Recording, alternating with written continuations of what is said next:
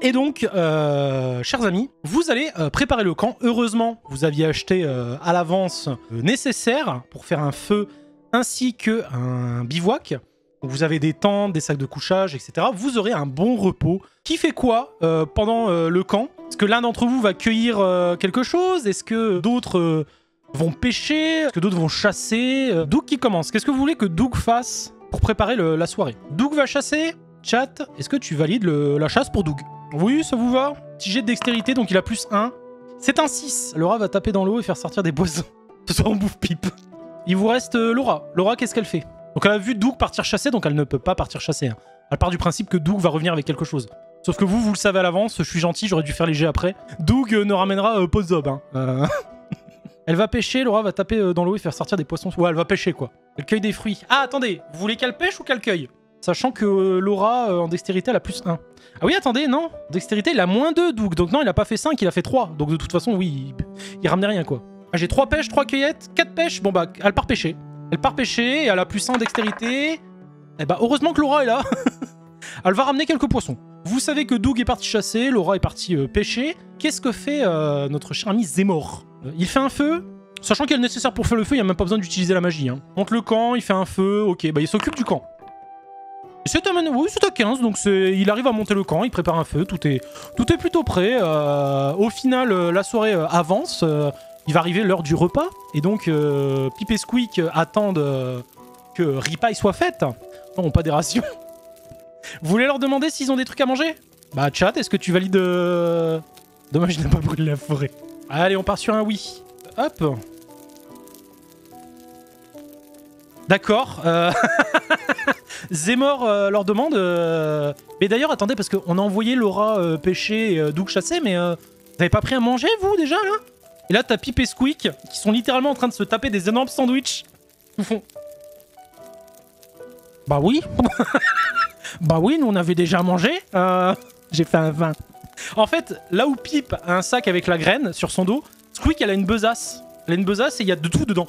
Il y a du jambon, il y a du pain, il y a du fromage, il y a absolument tout. Il y a des graines, il y a tout. Il y a même une bouteille de vin. Et vraiment, il y a tout. Il y a tout. Bordel, mes équipe de choc. Ouais, bah écoutez, vous aviez qu'à demander avant. Hein. Du coup, la soirée se passe et vous avez Doug qui revient, des branches un peu partout. Il est sale, vous voyez que ça s'est très mal passé pour lui. Il fait non, bah les gars, moi j'ai rien. Là, il voit Pip, Squeak et Zemor qui sont en train de taper graille tranquille au coin du feu. Doug, il est dégoûté, il s'assoit, il fait bon, il en reste pour moi. Et Pip, il tend un morceau de sandwich entamé en disant oui, j'en ai d'autres. Et donc, bah, il commence à manger. Laura qui arrive avec ses poissons. Elle est toute contente, toute pimpante. Elle revient, elle fait « Oh, les copains, j'ai réussi à attraper !» Mais vous êtes tous complètement cons dans ce groupe. Pourquoi vous m'avez envoyé pêcher si vous aviez à manger? Bon bah tant pis, hein, je vais les faire cuire, on va pas les perdre. Hein. Et donc elle les fait cuire et vous avez du poisson en plus. Voilà, c'est toujours ça de prix, hein, écoutez. Et donc vous faites une bonne nuit de repos après avoir très bien mangé. Et sachez que chacun de vos personnages récupère full PV. Jour 2, tout se passe plutôt bien. Vous avez toujours Zemor qui tient Pip et Squeak en laisse. J'adore cette image. Pip et Squeak en laisse. Hein. Vous rangez le bivouac, tout ça. Vous préparez pour une longue marche. Hein. Vous faites le compte, justement, avant de partir. Et vous comptez donc Laura, Doug, Zemor, une souris... Laura, Doug, Zemor, une souris. Putain, on a perdu Pip. Chat, qu'est-ce que tu fais? Pip a disparu. Et Squeak est bien attaché, mais le deuxième nœud qu'il y avait où Pip était dedans, c'est comme s'il l'avait enlevé comme un pantalon et qu'il était parti. Sachant que Squeak commence à paniquer. Hein. Elle a pris sa cuitochette qu'elle a à la ceinture. Elle fait vite, il faut aller chercher mon mari, il faut aller chercher mon mari. Tu devais le tenir. Ah, petite embrouille. Vous voulez que Doug crie son nom? Juste Doug crie son nom ou vous partez vraiment le chercher? Laura n'a pas pardonné la boule de feu. Ouais, non, mais t'inquiète pas, je l'ai noté. On les invente ou il y a une liste? Vous pouvez les inventer. Là, par exemple, si tu veux utiliser un sort de recherche, si tu veux un sort de détection ou quoi, je vous l'accorde du coup. Il n'y a pas de liste, comme j'ai dit. Hein. Vraiment, c'est très libre. On est plus là pour s'amuser plutôt que de s'emmerder avec 15 000 règles. Zemor utilise un sort de recherche. Je vais faire les deux, vu que chaque personnage peut lancer un dé. Donc, Doug. Doug crie. Il crie, il s'époumonne. Malheureusement, Pip ne revient pas. C'est au tour 2. C'est un 9, mais je rappelle, vu que c'est un sort, on le base sur l'intelligence. Et en intelligence, il a plus 2, ce qui fait que ça passe. Donc il caste le sort. Il y a Laura qui lui fait au moins un sort qui marche. Zemmour qui... Je vais rien dire, il tank. J'accepte et mon cœur est ouvert. Il commence à caster. Et là, il y a une petite traînée de magie et qui commence à serpenter entre les arbres. Il y a Squeak qui ressort avec, il ressort avec son manteau et tout, il le remet et il fait qu'est-ce que c'est que ça, qu'est-ce que c'est que ça? Et vous voyez qu'il a des feuilles un peu collées au niveau du cul. En fait, bah monsieur était parti se soulager tout simplement quoi. Et il a pas osé répondre quand Doug a crié parce que bah il était un peu gêné quoi. Donc il fait oh c'est bon, j'arrive. Donc il revient avec ses feuilles plein son cul. Je pars du principe que vous le laissez terminer et que vous partez hein, quand même. Vous n'êtes pas des sauvages. Donc bah vous y allez tranquillement. Hein, vous profitez de l'air frais qui souffle en vous disant qu'au final bah, c'est plutôt tranquille comme petite quête. Hein. Il y a quelques petits rebondissements mais franchement ça va. De temps en temps vous vous baissez un peu les yeux. Il y a Zemmour qui les tient toujours pour voir les deux petites capuches vertes et roses qui se lèvent comme ça. Un coup vert, un coup rose, un coup vert, un coup rose, un coup vert, un coup rose. Puis au bout d'un moment, il n'y a plus que la capuche verte qui bouge comme ça. Et il n'y a plus de capuche rose. Chat, qu'est-ce que tu fais? Toi, Pip est en panique. Hein. Pip panique, quelqu'un a volé ma femme. Attendez, quelqu'un a peut-être mangé ma femme. Ou pire, ma femme est partie toute seule pour se cacher et manger toute seule sans nous. Il est en panique. Encore le sort de recherche? Je vais vous le valider directement. Hein. Allez, on recasse le... Putain. Pip et Laura lui demandent comment ils font pour se détacher. Ça fait 2 fois quand même. Allez, je valide. Je valide. Donc Zemmour commence à caster le sort comme ça pour retrouver Squeak. Doug essaie de rassurer Pip. C'est un 4. C'est un 4, sachant que Doug a plus 0 en charisme. Hein. Donc clairement, ça l'aide pas du tout. Doug, il se penche vers Pip. Il fait, vous inquiétez pas, Pip. Squeak est forcément pas loin. En plus, il n'y a pas de loup dans le coin. Il y a peut-être quoi des ours, des sangliers. Il n'y a pas de loup, donc il n'y a rien à craindre. Il est blanc. Pip, il est devenu blanc. Hop. Laura, on avait dit... Elle leur demande comment ils font pour se détacher. Bah, c'est un 4. Hein. Donc elle demande, mais comment vous faites pour vous détacher Se détacher? Attends, mais on était attachés depuis le début. Bon bah voilà, déjà là, tu vois, il y a un problème. Devenir blanc en étant couvert de pelage, oui. Il devient albinos, instantanément. Donc le sort de recherche a marché. Vous commencez à serpenter un petit peu et vous voyez qu'elle a quand même fait une petite trotte, hein. Et vous la retrouvez, hurlant, fulminant face à une souche. Je rappelle, elle a des culs de bouteille, elle voit rien du tout. Et elle se prend la tête avec une souche en mode il faut arrêter de flemmarder, hein. La colonie, elle nous attend, hein. Donc on avance, allez. Elle voit que la souche répond pas, donc elle s'énerve encore plus. Vous lui tapez sur l'épaule. Et Squeak, qu'est-ce que vous faites? On est là, hein. Vous avez continué toute seule, vous parlez avec une souche, là. Elle essaie de froncer les sourcils, elle regarde un peu et... Ah mais cette souche, elle ressemble quand même vachement à Laura, hein. Je veux pas être méchante, hein. Elle est pas très facile à regarder, votre Laura, là, mais... Elle ressemble quand même vachement à une souche, hein, j'ai envie de dire. Vous pouvez pas m'en vouloir. Et effectivement, Doug et Zemmour, du coup, surtout... qui a fait le sort pour les retrouver, Zemmour est obligé de constater qu'en fronçant un peu les sourcils, effectivement, la souche ressemble un petit peu à Laura. À moins que ce soit Laura qui ressemble un petit peu à la souche. On n'est pas trop sûr, hein. Doug insulte Pip. Non, les attaches façon prisonnier. Est-ce que vous voulez renforcer l'attache? Chat, est-ce que tu valides cette action? Oui. Alors, je vais mettre ça sur de la dextérité, sachant qu'il a moins d'1 en dextérité. Il fait un nœud. Il fait un nœud, c'est simple. Le nœud, il est tellement bien serré, c'est impossible de les perdre. Impossible qu'ils soient détachés. Et il y a Squeak qui prend la main de Pip et qui, vraiment, elle le prend par la main, puis elle est un petit peu chafouine. Allez, reste près de moi, gros touffu. Les aventuriers ont pas que ça à faire, de perdre leur temps et de chercher après toi, comme ça. C'est un monde, quand même, d'être aussi maladroit. Hein. Vraiment, mon Pip... T'étais maladroit, t'étais toujours en train de te perdre. Allez, viens, on y va. On est là, on a une mission. Le culot. C'est Squeak. Ouvrez les guillemets, le culot. Et là, Pip fait, oui, pardon, ma Squeak. Il est un petit peu heureux, il est content, lui, parce que il parle avec sa femme. Il est amoureux, quoi, il est content. Hein. On n'a pas perdu un, on les a perdus consécutivement. Donc cette fois-ci, vous les perdez pas de vue. Vous avez bien compris que ils sont attachés, mais quand même, dans le doute, vous les perdez pas de vue. Vous les lâchez pas des yeux. C'est limite, vous avez les yeux qui se déshydratent tellement vous avez l'impression que si vous clignez des yeux, ils vont disparaître, on sait pas comment. Zemmour, il voit qu'il commence à partir, donc il tire un peu sur la corde. Tantôt attiré par un papillon, tantôt par une odeur. Vous les retenez de pas tomber dans des espèces de crevasses, dans des trous qu'il y a dans la forêt, etc. Bref, c'est usant, mais vous avancez. Et donc vous avancez tranquillement, vous avancez, tout se passe bien. Et au bout d'un moment, t'as Doug et Laura qui avaient commencé à avancer un petit peu devant pour essayer de prévoir justement les trous, les trucs comme ça, pour éviter que Pip et Squeak tombent. Laura se retourne et voit Zemor qui tient une corde. Enfin, il est censé tenir une corde. Ce qui a lâché, c'est pas le nœud. C'est Zemor, il a lâché la corde, le con. Et donc là, cette fois, c'est pas un que vous avez perdu, c'est les deux. Chat, qu'est-ce que tu fais? Doug rush kit direct. Allez, petit sort de recherche. Hein. 3 plus 2, ça répond pas. Le sort se lance, mais ça répond pas. Qu'est-ce que vous faites? Le sort se lance, mais bizarrement, il vous dit que ça répond pas. Donc, est-ce que c'est lui qui l'a foiré ou pas?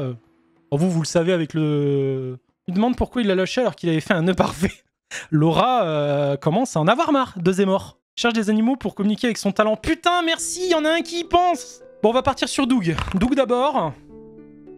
Oh, c'est un 19. Vous voyez Doug. Il s'assoit sur une souche.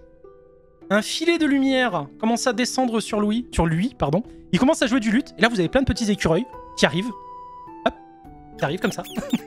Doug, c'est une princesse Disney. Donc vous avez des écureuils, des lapins, des cerfs qui arrivent. Un petit peu curieux. Doug, il commence à regarder les écureuils. Squeak-a-quick. Il commence à taper du scud. Vous comprenez pas trop ce qui se passe. Mais donc, vous savez juste que Doug demande est-ce que vous auriez pas vu deux grisunes, une toute petite souris avec une capuche rose et un autre grisune, un peu plus grand, un peu plus costaud, avec lui un manteau et une capuche verte. Vous les aurez pas vu passer? Oui, justement, ils sont par là. Ils vous montrent par où. Mais nous, on doit y aller là. On doit y aller, on vous laisse. On vient juste vous prévenir, faites pas trop de bruit. Faites attention. Nous, on se sauve. On se sauve. Mais ils sont par là. Et ils vous montrent exactement vers où faut aller. Il y en a même un petit peu courageux qui vous dit je veux bien vous accompagner sur quelques mètres, mais après moi, je me casse. Je me casse. Chassé utilise pas son bonus. On s'est fait couiller le chat. C'est vous qui y avez pas pensé, hein. Et donc, vous arrivez à l'orée d'une espèce de petite clairière, là. Et vous comprenez qu'en fait, ils se sont pas perdus. Non. C'est plus quelque chose qui leur a fait peur. Car l'un d'entre vous remarque que, depuis quelques minutes, la forêt est étrangement silencieuse. Pas un bruit. Rien. Le silence est lourd. Oppressant. Les arbres imposants semblent chuchoter de leurs feuilles au vent de se taire. Un vent glacial balaie la forêt, puis plus rien. Vous pourriez presque entendre les poils de Pip se dresser sous son manteau et les dents de Squeak claquer, quand une ombre immense voile le soleil au-dessus de vos têtes. Vous entendez alors Pip murmurer « Par la terre-mère, il est là !»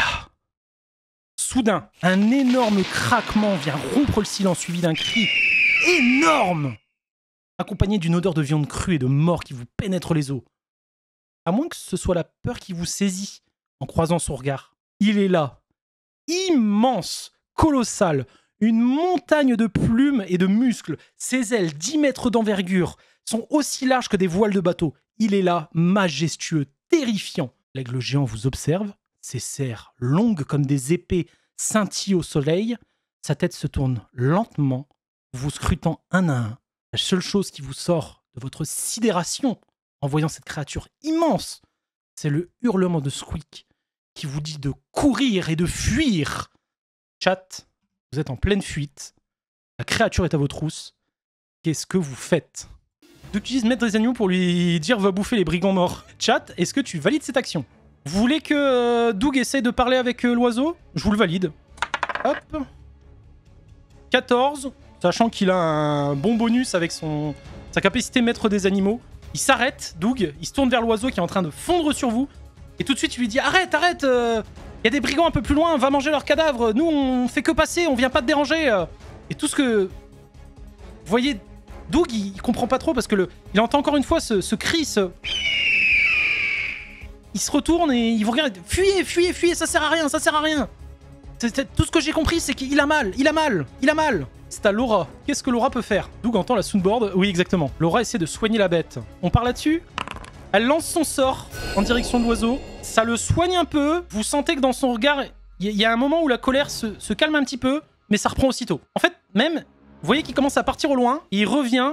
Il fait des grands tours comme ça. Vous voyez qu'il plonge à un moment dans la forêt, vous le voyez plus. Et quand vous le voyez revenir, il a une pierre énorme entre les serres. Et il la jette sur vous. Elle tombe d'un seul coup et elle vous touche pas. Mais elle vous fait tous tomber au sol. Je vais lancer le dé de Doug. Bon bah Doug se casse la gueule, il peut pas se rattraper. Laura se rattrape quand même, donc elle peut continuer à fuir. Zemor se rattrape. Salto. Olé.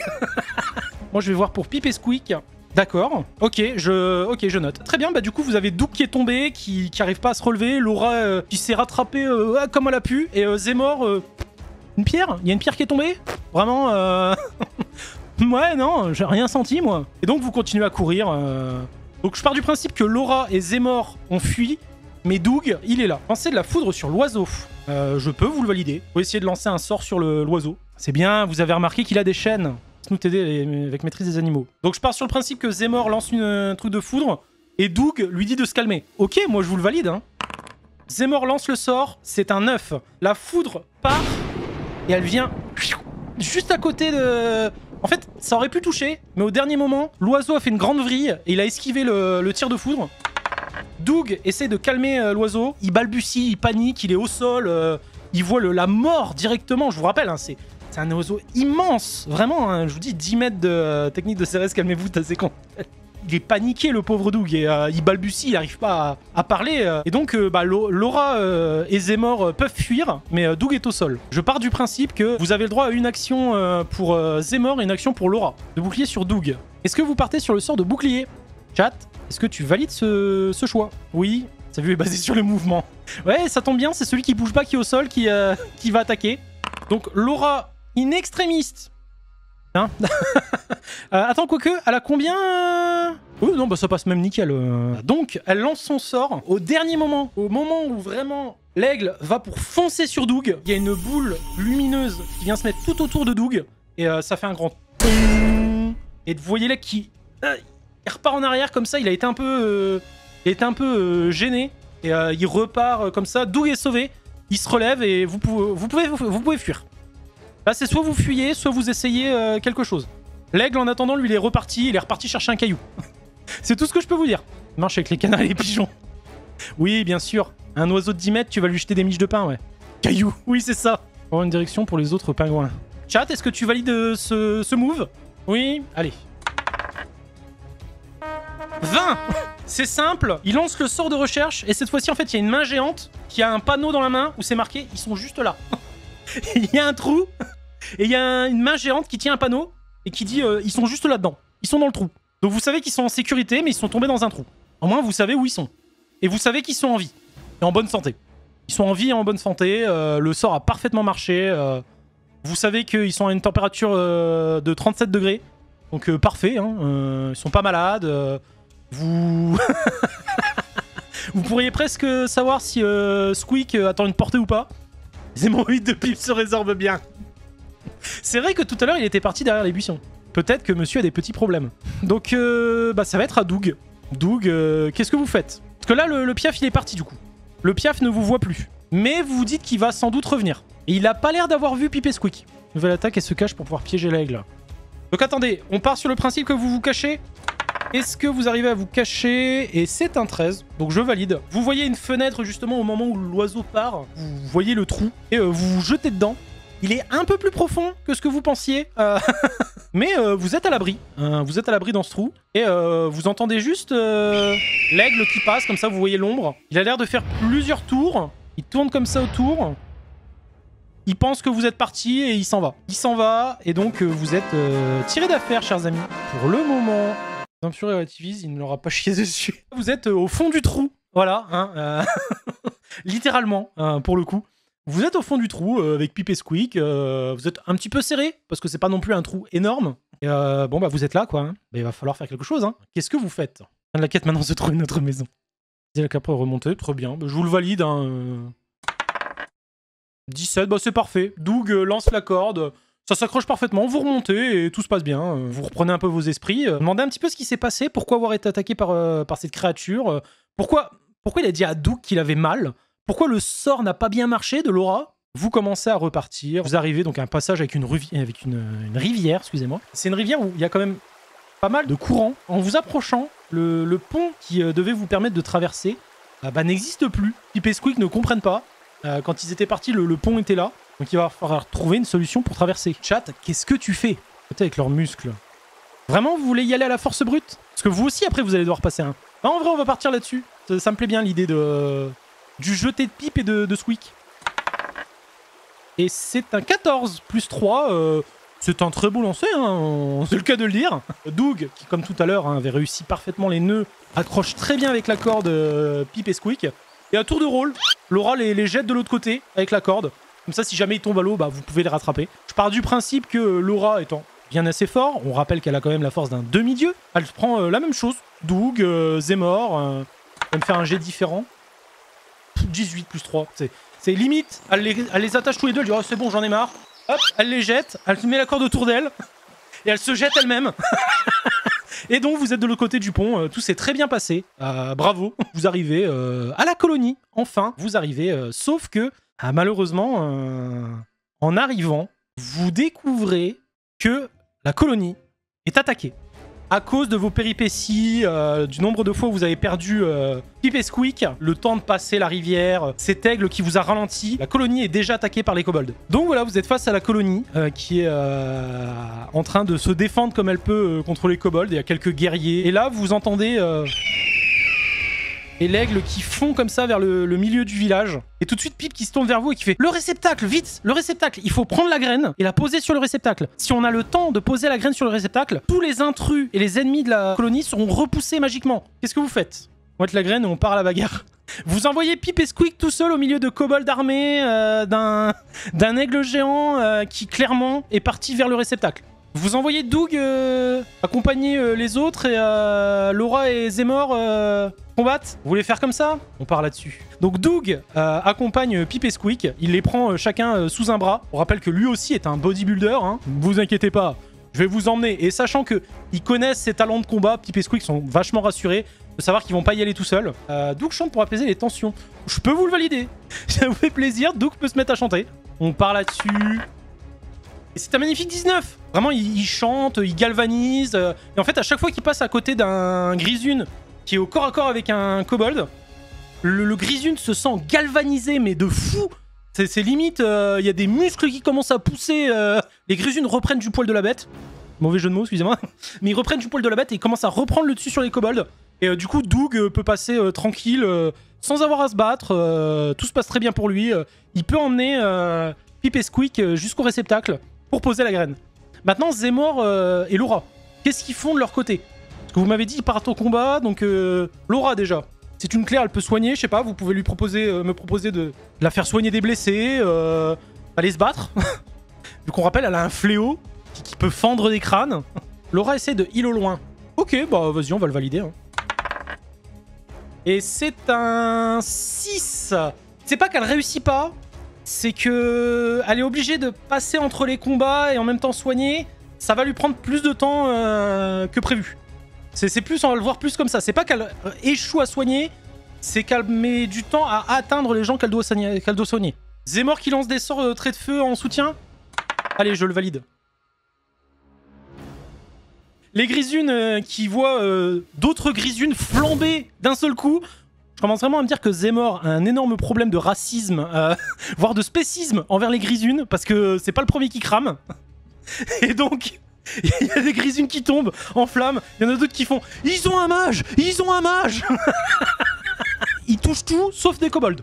Donc, on va être avec Doug et Pip et Squeak. Hein. Vous arrivez donc, Doug qui porte, tout en chantonnant la chanson que vous voudrez, hein, I Need a Hero, pourquoi pas. Il arrive donc au réceptacle, et malheureusement, sur le fameux réceptacle, juste au-dessus, il y a l'oiseau qui attend, et des kobolds qui tirent comme ça sur des chaînes, et dont un qui a une espèce de petite... ça ressemble à une espèce de baguette, c'est bizarre, il y a un petit cristal. Le cristal a bizarrement la forme de la corne qu'il a sur son casque. Donc, chers amis, qu'est-ce que vous faites? Vous avez vu ça, vous êtes arrivés, il y a l'oiseau qui est là, vous comprenez qu'il protège le réceptacle. Par contre, vous avez compris aussi que, est-ce qu'il le fait de son plein gré? C'est pas sûr. Quel est votre choix? Sachant que Doug a Pip et Squeak sous les bras. Et vous avez toujours des traits de feu qui partent à droite à gauche. Ils ont un mage, les kobolds ont engagé un mage. Doug qui se dit, attends quoi, un mage? Attends, il a pas recommencé le con. Il a pas recommencé. Ah, sachez que par contre, après cette quête, il y a des chances pour que Zemor ait une très mauvaise réputation auprès des Grisunes. C'est possible. Je ne vous cache pas que ça va peut-être avoir des répercussions. Hein. Il va peut-être être un petit peu affiché pour grisunophobie. Chat, qu'est-ce que tu fais? Zemor boule de feu. Non mais Zemor, il est loin. Il est en train de tirer sur des Grisunes. Lui, il est au Texas. Il tire sur les Mexicains qui passent le mur. C'est... Excusez-moi, mais là, Zemmour, il est pas là. C'est Doug. Doug, il a les 2 Grisunes sous les bras. Il y a le Piaf qui est là. Il y a les 2 autres. Et encore une fois, vous êtes libre de proposer tout et n'importe quoi. Lance les 2 pour qu'ils se cachent et sautent sur l'aigle pour larguer les méchants sur l'aigle. Doug, il dit à Pip et Squeak de se cacher. Et il se lance plutôt sur l'aigle pour qu'il se libère des kobolds. Ou est-ce que vous préférez qu'il se jette sur, par exemple, le kobold? J'ai dit ça au pif, hein. Qui a la baguette. Le kobold avec la baguette. Ah, merci. Merci. Allez. C'est un 6. Du coup, Doug approche, voyant le kobold et comprend très bien parce qu'il est intelligent. On rappelle que c'est un rat de bibliothèque. Le MJ désespéré. En fait, au moment où Doug arrive, le kobold tire et se cache. Et le Piaf vient mettre un grand coup d'aile dans Doug. Oh, vous avez une chance. Et en fait, Doug, ça lui passe au-dessus. En fait, le Piaf, vous voyez qu'il souffre un peu. Il a du mal à bouger son aile. Et du coup, il rate Doug. Ça fait beaucoup de vent. Et ça vient pousser et éjecter le deuxième kobold qui tenait son aile de ce côté-là. Donc il a une aile de libre. Et il y a la deuxième. Et il y a le kobold qui essaie de le tenir comme il peut. Du coup, je pars du principe que l'aigle a fait son tour. Le kobold, il essaie de se défendre. Et il le tient, mais bien. Est-ce que je peux vous le montrer? Parce que vraiment, ce soir, je sais pas ce qui se passe. Voilà, il tient bien le Piaf, quoi. Vous faites des jets de merde, mais eux, je sais pas comment ils font. Qu'est-ce que vous faites? Sachant que Doug n'a pas été touché. Par chance, le Piaf a fait un pire score que Doug. Ce qui a fait justement qu'il a éliminé un des 2 kobolds. Chat, qu'est-ce que tu fais même? Doug, high kick kobold qui tient l'aigle. High kick. Allez. 16. Donc, Doug s'abaisse au moment où il voit l'aile partir, qui fait voler le deuxième... Je sens JCVD. Qui fait partir le deuxième kobold. Il revient avec son aile qui est libérée pour essayer de mettre un coup au deuxième kobold. Sauf qu'en faisant de l'air, ça propulse Doug.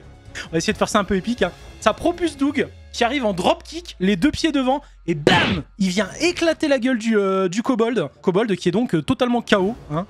Il y a juste l'aigle qui est libéré comme ça. Et Doug qui est au-dessus du cadavre, on va dire, du kobold. Avec la fameuse baguette autour de sa ceinture. Qu'est-ce que vous faites? Sachant que l'aigle n'attaque pas parce qu'il voit bien que la baguette est trop proche de Doug pour faire quelque chose.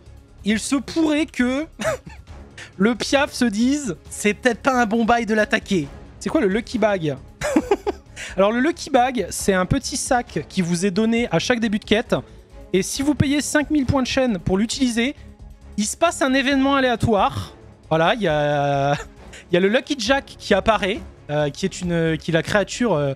vous m'avez pas posé la question, donc effectivement, je peux vous le dire maintenant, vu que quelqu'un pose la question. Il y a le Leprechaun, Lucky Jack, qui est l'esprit contractant de la guilde du bras cassé, donc votre guilde, hein, qui lance un sort au hasard et ça fait un événement. Doug chope la baguette. Alors attendez, on va voir. C'est Doug, et Doug en dextérité, il a -2.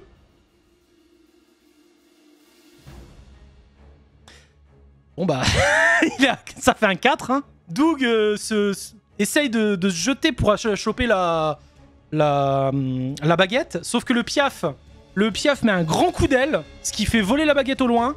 Qu'est-ce que vous faites? Attendez, vous savez quoi? Je vais faire un truc. Oh, putain, hey, vous avez le cul bordé de nouilles. D'accord, bon bah le Lucky Bag, très bien. Donc la baguette vole et finit dans les mains de Pip. La baguette, elle fait des tours comme ça. Et Pip, il fait G, et hop, il l'attrape. Mais Doug, n'ayant pas vu les événements, il ouvre le Lucky Bag. Et là, chers amis, c'est le moment où on va se marrer. Et donc, il me faut un... Putain, mais vous avez une de ces chattes. Il y a Lucky Jack qui arrive d'un seul coup. Et Lucky Jack qui fait « Hey, on m'a demandé. J'ai signé un contrat avec votre chef de guilde, donc je vais m'exécuter. Hein. » Il claque des doigts. Et d'un seul coup, vous voyez des énormes trompettes qui se mettent de chaque côté de l'aigle. Et d'un seul coup, ça fait...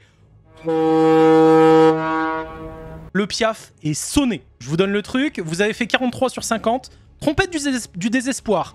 Émet un son assourdissant et désagréable affectant la concentration des ennemis. Qu'est-ce que vous faites? Bah, on reprend Pip et on met la graine. Bon, du coup, Pip a le bâton dans les mains. Le Piaf est totalement sonné. Il comprend pas trop ce qui se passe. Squeak, qui a la graine, voit une ouverture. Et vraiment, elle se précipite, elle fonce vers le réceptacle. Elle saute Elle dunk, elle le met. Et soudain, vous entendez juste. Et puis plus rien. Les kobolds ont volé littéralement hors de la colonie. L'oiseau, pareil, il s'est envolé hyper loin. Et vous voyez qu'un dôme, en fait, est parti de la graine et a gonflé comme un ballon, en fait. Vous voyez juste le piaf qui vole comme ça, au loin. Vous avez des kobolds qui volent de partout. Et du coup, bah... Zemor aussi, je suis désolé, hein.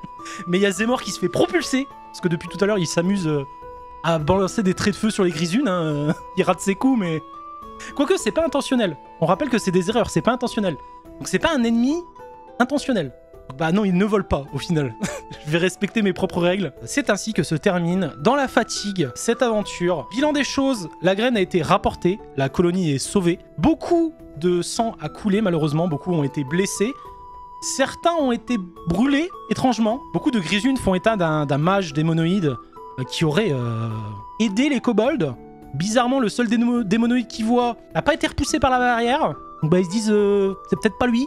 Ils savent pas vraiment. Mais en tout cas, la colonie est sauvée. À moitié, c'est pas forcément terrible, mais la colonie est sauvée. Et bah, Doug et Laura sont accueillis en héros. Zemor, ils savent pas trop en fait. Ils savent vraiment pas trop comment le prendre. Hein. C'est ainsi que se termine ce premier scénario, ce premier JDR donc, de The Chat Quest, qui sera, je l'espère, quelque chose de récurrent. Hein. Et c'est ainsi que se termine l'acte 1, la graine protectrice. Chers amis, félicitations, vous avez gagné.